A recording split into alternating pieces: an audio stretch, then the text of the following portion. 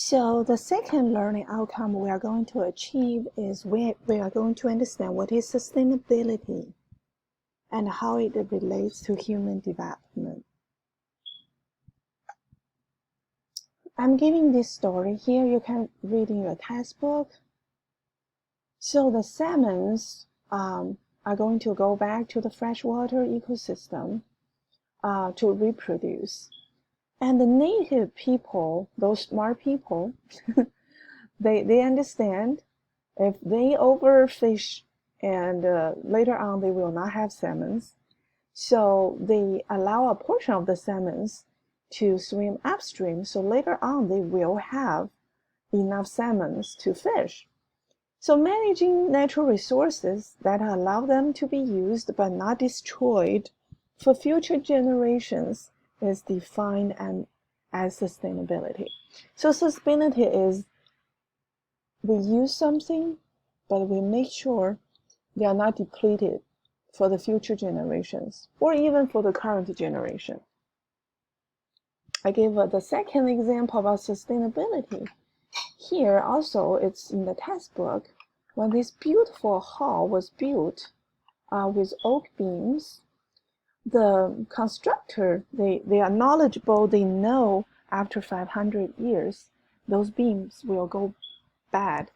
So when they start to construct this hall, they plant the forest already, oak forest, we can say. So after 500 years, they know the wood will not be depleted. In 1987, the United Nations have this famous definition of what is sustainable development.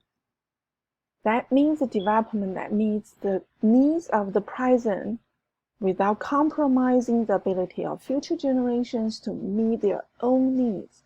So we meet our needs now. We are not destroying or depleting the future generations' needs. We're doing something now. We're thinking about the future generations.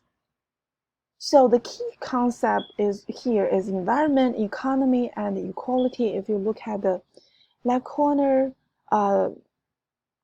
here, it means healthy environment, vibrant economy, and equitable society. This is the 17 goals in 2016 United Nations released about sustainable development. It's every area of our life, like poverty, hunger, clean water, justice, decent work and economic growth, ocean, regulated fishing, climate action. Because we are living close to the ocean. So I want you to pay attention to the case here, how New York City built up their ecological resilience. Typically, the ecosystem is pretty resilient. It means it can stand damage and repair itself. And as our unique environment here in Texas and Louisiana, theoretically, our ecosystems are protecting us. So, because of similarity of New York City is facing and what Houston is facing, I want you to pay attention to this story in the textbook and to keep thinking about what we can do in Houston, the Kingwood area. I have a group activities. I'm going to post the group arrangement pretty soon. And I want you guys to work on this and how to build the ecological resilience in the local area. So that concludes the second part.